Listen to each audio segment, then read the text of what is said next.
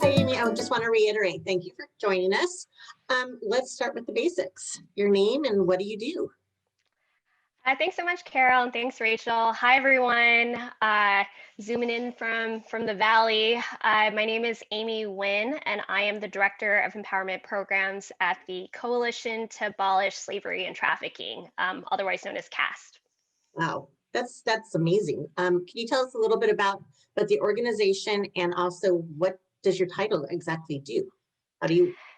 Yeah, it's a good question. So the organization, C.A.S.T, it's a nonprofit organization that is based here in Los Angeles, and is an organization that has the mission to end modern slavery and human trafficking.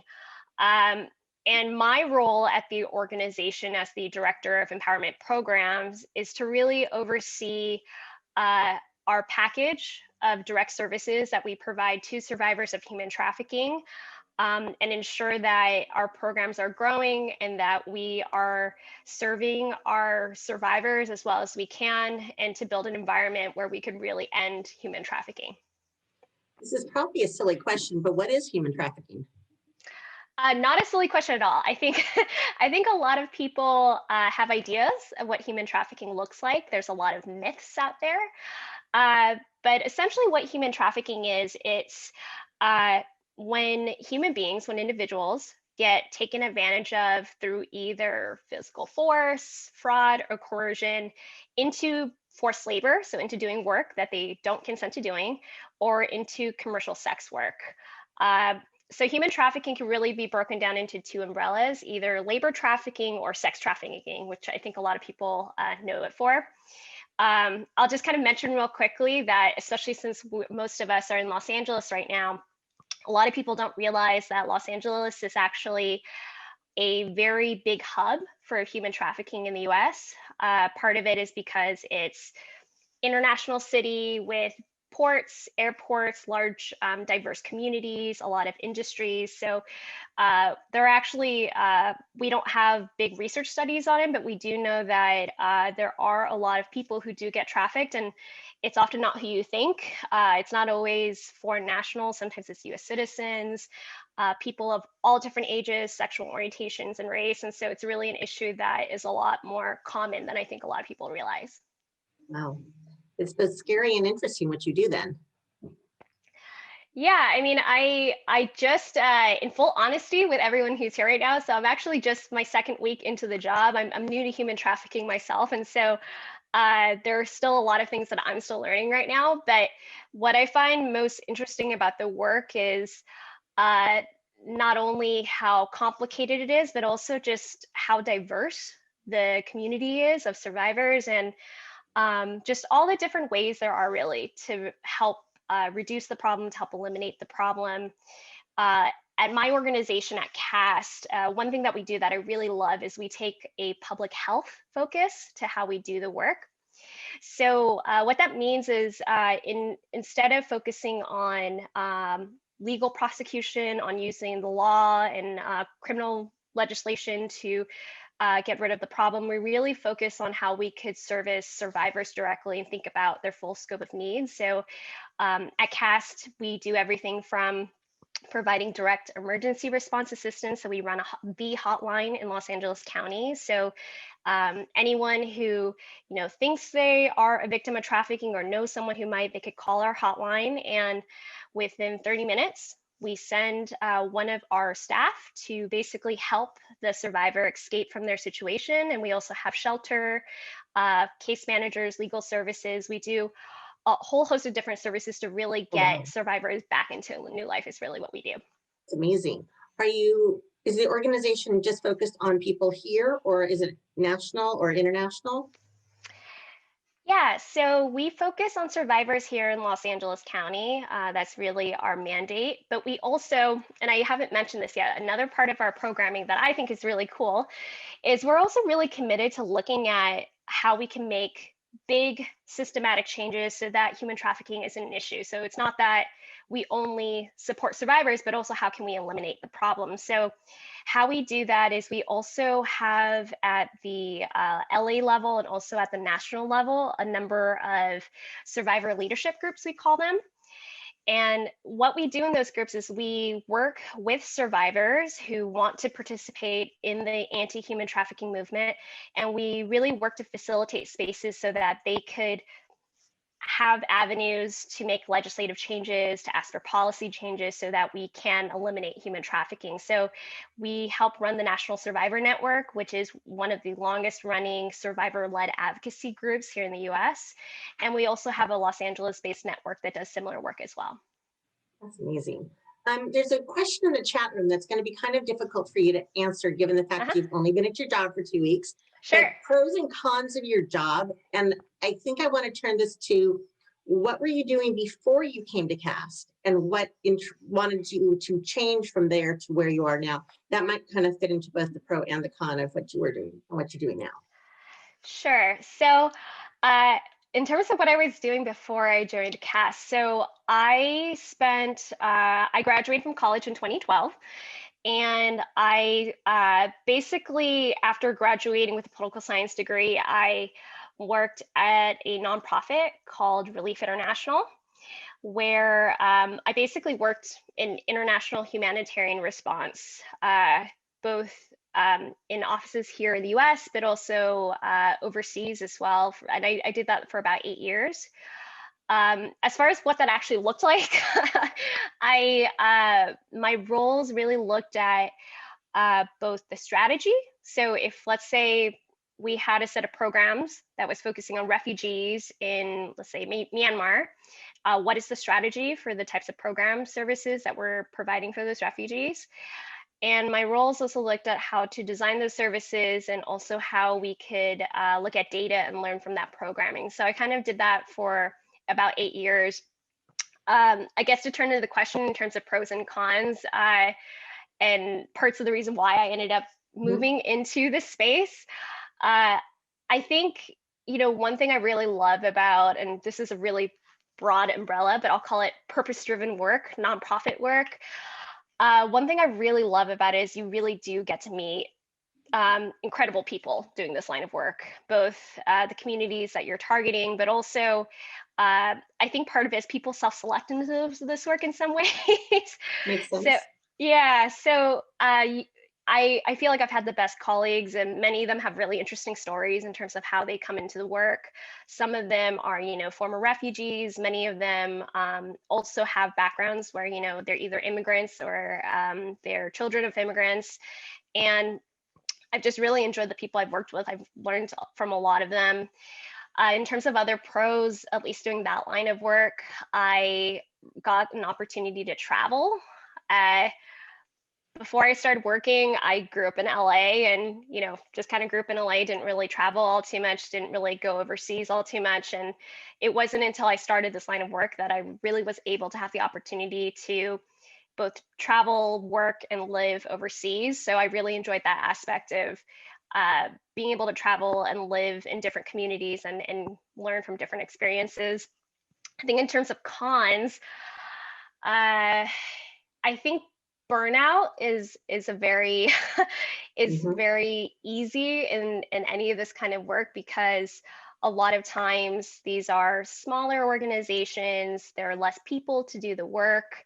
It's also really stressful issues you're dealing with oftentimes, human trafficking, refugee work. There are a lot of challenges, and for people who care a lot about the work, it's really easy to get emotionally and physically exhausted doing that work. I think for me, and this is kind of part of the reason why I moved back to the US in December and wanted to do LA-based work, I really wanted to have work-life balance and be closer to family. So it's not to say, I think there's a lot of different ways to make work-life balance work, but that was one of the reasons why I decided to move back ultimately and change careers, I guess, in the last year. But you're still purpose-driven, and so you're kind of still in the same line of work. Where all did you get to live before? And were you based in like Washington working out a desk? Yeah, that's a good question. So When I first started at Relief International, I actually started in our Los Angeles office. We had an office in Mid Wilshire, so near LACMA, so worked there for a couple years. Then I changed roles at headquarters, and then I worked in Washington, D.C. for about 2 years. Uh, I've moved around a lot, so apologies in advance. So I moved to Washington, D.C. I then decided to get my master's, so I moved back to California for a bit. And then in the last 3 years, when I was working in the field, I did postings in Sudan, so in East Africa. And then I worked in Southeast Asia, so I worked in Bangladesh and Myanmar. And I just finished up in Myanmar this past December. Did you ever feel in danger in any of the places, or was your role very safe? It's a good question. I think I think in Myanmar was probably, there were some moments there that were a bit dicey. In Myanmar in particular, I don't think a lot of people realize this, but there are a number of civil wars taking place in different parts of the country. And so in the area where I was based, there was an active conflict. And so while the city I was working in was safe, I was able to bike around just fine. I went to the market, all of that. If we did go to the field to visit our programs, our health clinics, some of the camps we were working in, you did have to be mindful, when you're traveling by road or traveling by ferry to those areas. So safety and security was part of some of the previous roles I've had. Wow. So it would stand to say that you like adventure a little bit. Mhm. And now when you're working in the role here in Los Angeles and with C.A.S.T, it sounded like you were doing both with traffic. One of the questions I'm going to come right in now, just ask it. Do you help survivors, or they actually go after the traffickers as well? Yeah, so our focus is really on working with survivors. I think, there are different organizations that go after traffickers in particular. Our focus as an organization has really been on supporting survivors and then working on legislation and policy work to get at traffickers. But our first focus is really on survivors. I think, and I think a lot of people could appreciate this. A lot of times, I think when we look at a lot of these issues impacting communities, a lot of times we focus on, okay, let's go after the criminal that's, you know, doing these different terrible acts, but not sometimes the voice of survivors, the victims of these different crimes, aren't necessarily prioritized. And so that's really been why we've really focused on survivors, on trying to provide as much direct services, shelters. We're actually one of the, I think, few organizations that runs our own emergency shelters specifically for survivors of human trafficking, because a lot of times I think a lot of people don't realize it's a problem. Amazing. I'm kind of going to go back now. You said you got both a degree and a master's. Where did you go, and what were they? What were they in? What you major in? Yeah. So I got my Bachelor of Arts in Political Science at Williams College. It's a private liberal arts college in Massachusetts. It's a whole funny story how I got there, but they have needs-based aid. I never thought I'd go to Massachusetts, a small school, but I ended up going there. So I studied political science and focused on international relations. I knew I really wanted to um, look at politics, look at power systems from an international lens, and so that's why I did Okay, that. interesting. And then I then got a master in public administrations, an MPA, uh, it's called the Middlebury Institute for International Studies. So this is in Monterey, California, in Central California. And that degree really focused on when you look at policy and when you look at public programs, what are the best ways to design them, to manage them, and to assess whether or not they did a good job. So that was really what my master's degree focused on. So both degrees actually then led you to where you are today and all the programs and the organizations that you've worked with. Are there any special skills or things that you've learned along the way that you would say, this is the perfect person to be in my role? Or if you have these skills, do something quite different?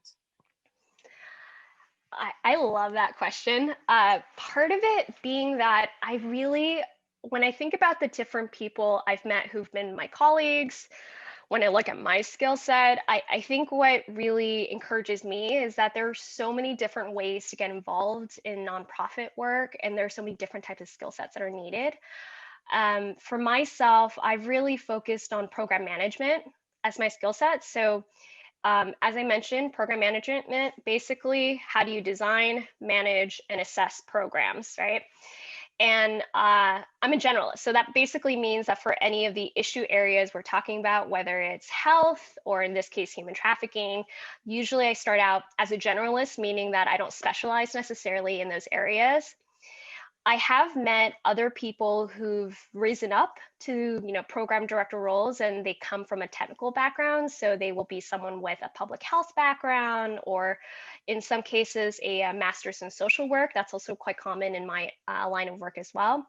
But I've really seen, lots of different types of people come through this work. And I think part of it is because, yeah, there's a lot of different kind of skill sets that are needed.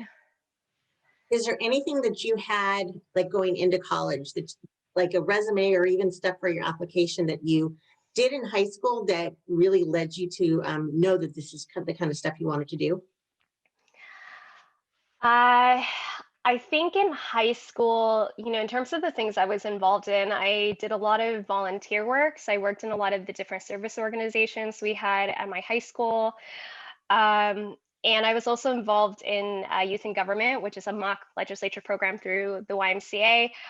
And I think, I don't think I realized this in high school, but I think, you know, I knew that I wanted to do work that was service oriented. Like I wanted to be in service of others. I really enjoyed working with other people. And so going into college, I had no idea what that looked like. Like maybe it was working at a think tank and doing policy work. Maybe it was working directly in services, which is what I'm doing now at my nonprofit. Maybe it's doing becoming a lawyer. Like I really had no idea what that looked like. And even to be completely honest, I think even after I graduated college, I didn't have a job right away. And I had a lot of imposter syndrome. Like I knew I really wanted to do work that was good for communities, but I didn't know what that looked like. And I kind of just landed in this, to be honest. So yeah.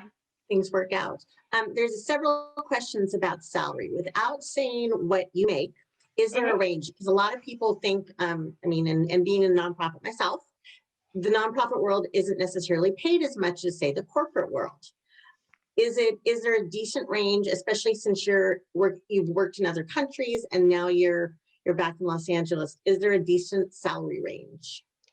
Yeah, I will say that that is a common perception, and I'll be completely honest. I think when I first started out working at that first nonprofit, I wasn't making the most competitive salary than probably some of my peers, but I stuck with it. And I will say that, especially having international experience, um, I think I'm kind of at a place right now where I've been able to pay off my grad school loans and I have a comfortable financial net. I'm also, I don't know if this is just a policy, I'm also happy to share my salary if that's It's totally up to you. We don't want you okay. on the spot. It's totally fine, whichever you prefer. No, I think I'm grateful to the student who asked that because I think we should be talking about these things more. I think it's important to talk about these things. So my current salary is 90,000 a year. And I have, retirement benefits. I have health insurance benefits. It's great because I could help out with my parents at home. Los And Angeles is still pretty. Mhm, I think that's important that most nonprofits have really good benefits. mhm, mhm. So that's really good. And so I like you said, you're helping out with your family and everything. So it's a good thing. It shouldn't be a deterrent to go into the nonprofit world, is what it sounds like. Especially, I'll say, especially if you could get scholarships for either your bachelor's degree or for your master's degree. I was really fortunate because for my master's program, even though it was at a private college, I was able to get a merit-based scholarship. And so there was probably maybe 50% of it that was subsidized That's great. through the scholarship. And so I do think it's possible. I know that, depending on the master's program, sometimes they could be quite expensive. And there is, I mean, there's a longer discussion about this. I do think that you kind of have to think really realistically on what skill set is really needed. Um, And depending on, what you think your later salary will be after your master's degree. But I 100% agree with you, Carol. I think nonprofit work is a viable livelihood for people. And yeah, I would love to see more people go into nonprofit work. I would love to see more people from diverse backgrounds come into this work, because we need diverse perspectives. Are you accepting internships or volunteers currently? I will have to get back to you on that. I'm only on the second week of the job. I think most of the interns we're taking right now are mostly masters in social work students right now, but I'm only in the second week of the job. So, if there are any internships or volunteer opportunities, I'm very happy to reach back out to the Fulfillment Fund and see if students would be interested. But for our students also, even if you guys don't have something available, if it's something that students are interested in going into, it would be helpful to volunteer, maybe not at your organization, but at other organizations as they go through high school and college, to really find out what they want to do, and if this is the right opportunity for them and the right direction. Does that make sense from what you've seen? 100%. I think, especially for nonprofit work, especially in nonprofit work, especially in international humanitarian response, I think doing an internship or volunteering really does help you get your foot in the door. When I got started at Relief International, when I first graduated from college, I actually found out about them because I was writing a paper and I heard about the organization, and I also didn't have a job. And so I was just, writing, cold emails essentially to organizations and asking them if they were taking interns. And yeah, I ended up working as an intern at RI for about 5 months until I did get taken on as a full-time staff member. But I would really highly recommend doing that. And, I'm sure there's a lot of other advice to be given in terms of what to do during that first internship, but I would highly encourage students to do that. Is it hard to pursue this kind of career? And I'm not sure, that's a question from the chat room. And I'm not sure if it's the international or the C.A.S.T or nonprofit. So maybe be able to touch on a little bit of all of it. I mean, nonprofit is easy once you get into it to find your niche, but Mhm. the international, was that kind of a shock to the system, going overseas and being away from home? And then, I mean, obviously you wanted to come back. So pursuing the career. Yeah, I think with at least humanitarian response, it can be. I honestly think if you could get that first position and you do a good job, most of these organizations are pretty small, and it's a lot easier for them to keep on employees. And that was essentially kind of what happened when I was at Relief International, where I didn't think I would end up staying there for 8 years.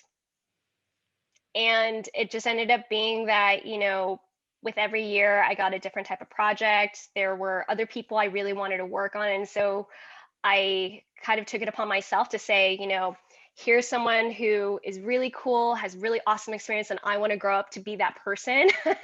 So I would then actively look for opportunities to then be able to work with that person on different projects. And it just kind of spiraled from there. And by the time I left the organization, you just kind of have your portfolio of work and people trust you. And Mhm. I was really fortunate in that. And I think, with C.A.S.T, when I first joined, I had a lot of imposter syndrome. And I still, I think anytime you're new in a job, you don't really know when you fit in or not yet. And I think, especially since I'm new to the human trafficking movement, there are a lot of aspects to it that are very new. But I do think that if you are someone who really does like working with other people, you welcome challenges, you like to learn new things, I really think that nonprofit work could be really quite interesting for people.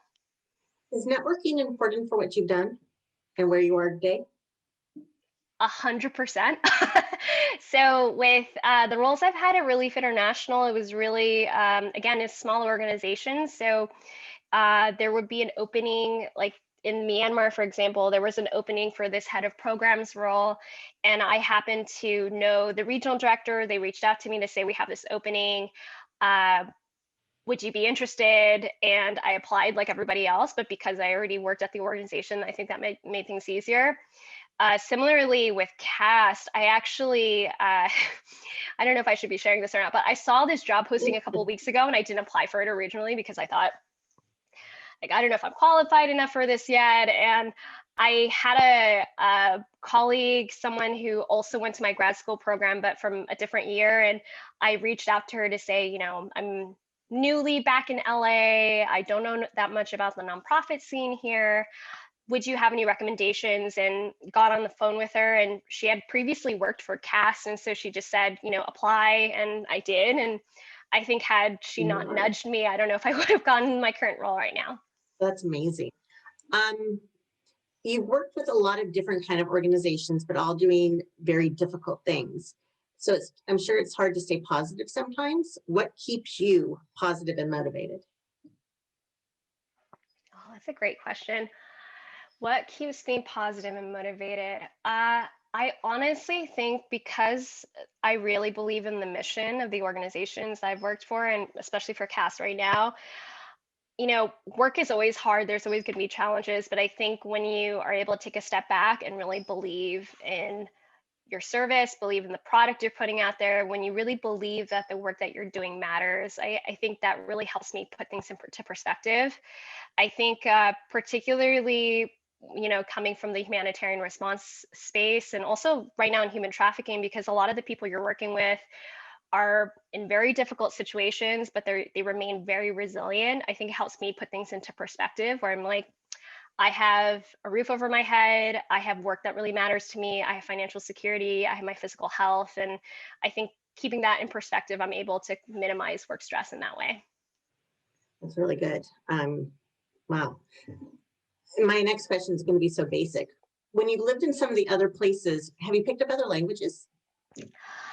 I haven't. I really wish I did. I know a few words here and there in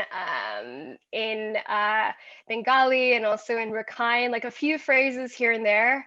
I think what's really hard is, especially when you work in emergency response, the assignments are quite short.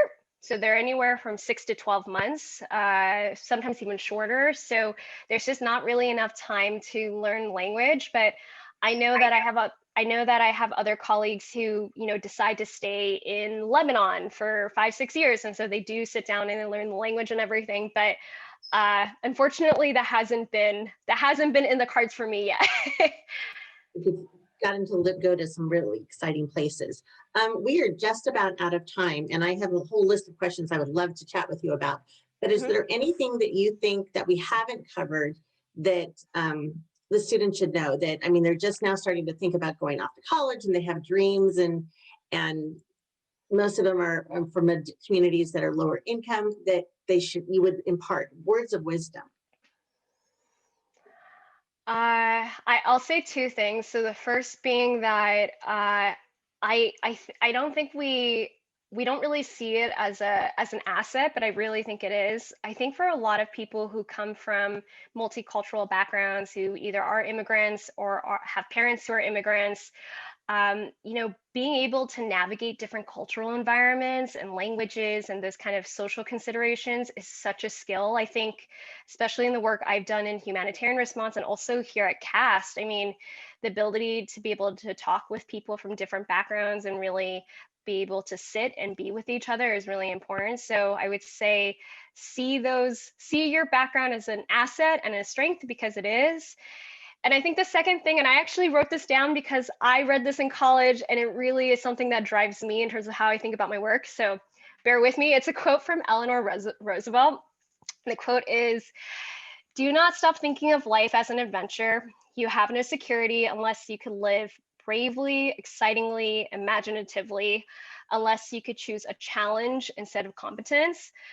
And that really, I could try to copy and paste that if I could find that somewhere, but that really, I remember reading that quote in college and it really struck me because it made me, I think that's why I've changed jobs. That's why I've traveled and all that, because I really do think that if you look for challenges and you really prioritize growing in your life and professionally, mentally, personally, socially, I think only good things can come from that. And I would really encourage the students, as you kind of think about career steps and what to do next, really look for the things that make you excited to wake up in the morning and make you want to work harder. I think if you go after your life decisions with that in mind, only good things can come.